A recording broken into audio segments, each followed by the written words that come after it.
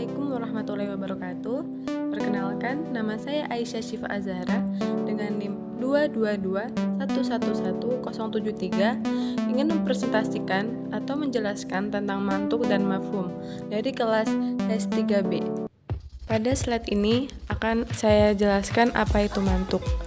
Mantuk secara etimologi atau secara bahasa artinya berbicara atau mengucapkan.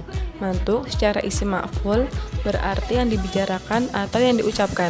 Sedangkan menurut para ulama usul fikih, yaitu suatu makna yang ditunjuk langsung oleh lafal yang diucapkan oleh pengucapnya.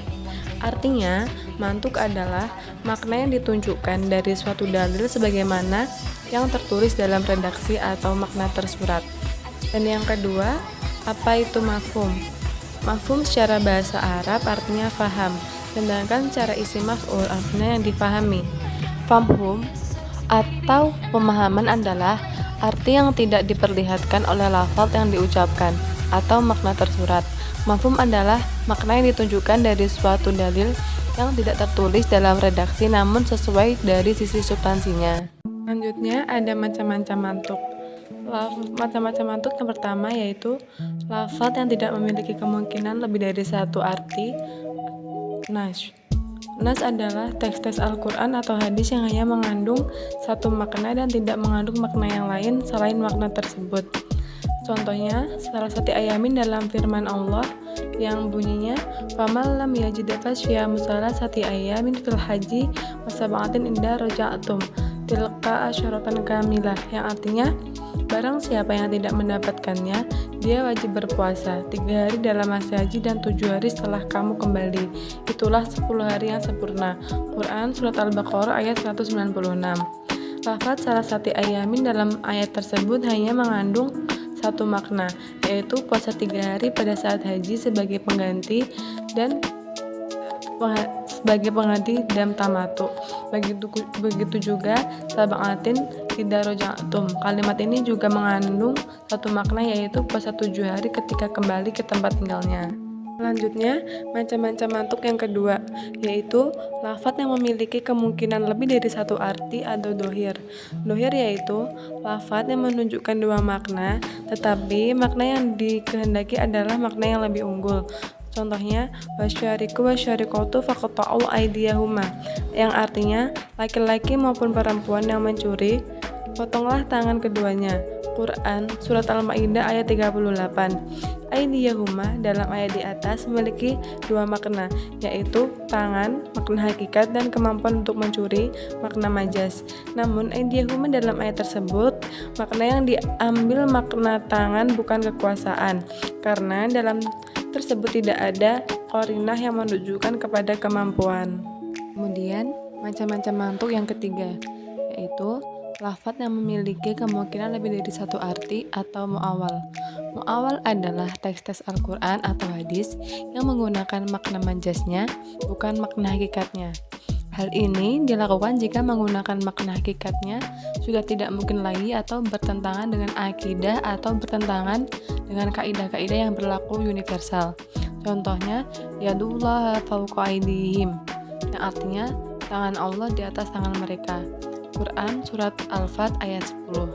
Lafaz yadullah dalam ayat tersebut tidak menggunakan makna hakikatnya atau tangan, tetapi menggunakan makna majasnya. Dalam hal ini, ulama ada yang memaknainya dengan kekuasaan Allah, ada juga yang menafsirinya dengan pengawasan Allah. Dan kemudian ada pembagian mafhum. Mafhum dapat dibagi kepada dua macam, yaitu mafhum muwafaqah dan mafhum mukhalafah. Mafhum muwafaqah adalah suatu petunjuk kalimat yang menunjukkan bahwa hukum yang tertulis pada kalimat itu berlaku pada masalah yang tertulis, dan hukum yang tertulis ini sesuai dengan masalah yang tidak tertulis karena ada persamaan dalam maknanya. Disebut mafhum muwafaqah karena hukum yang tidak tertulis sesuai dengan hukum yang tertulis.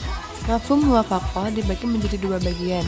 Yang pertama, fahwal kitab, yaitu apabila yang dipahamkan lebih utama hukumnya daripada yang diucapkan.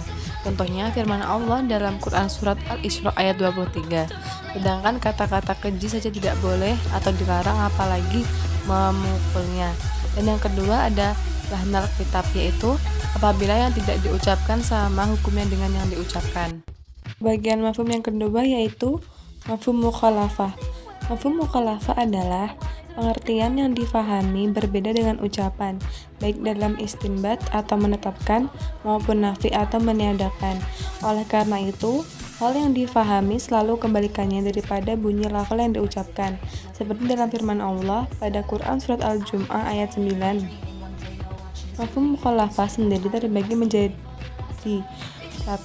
Mafhum al-wasfi atau pemahaman dengan sifat adalah petunjuk yang dibatasi oleh sifat, menghubungkan hukum sesuatu kepada syah satu sifatnya. Yang kedua, ada mafhum ilat adalah menghubungkan hukum sesuatu karena ilatnya, mengharamkan minuman keras karena memabukkan. Yang ketiga, ada mafhum mughayah, yaitu pemahaman dengan batas akhir, adalah lafal yang menunjukkan hukum sampai pada goyah atau batasan atau hinggaan.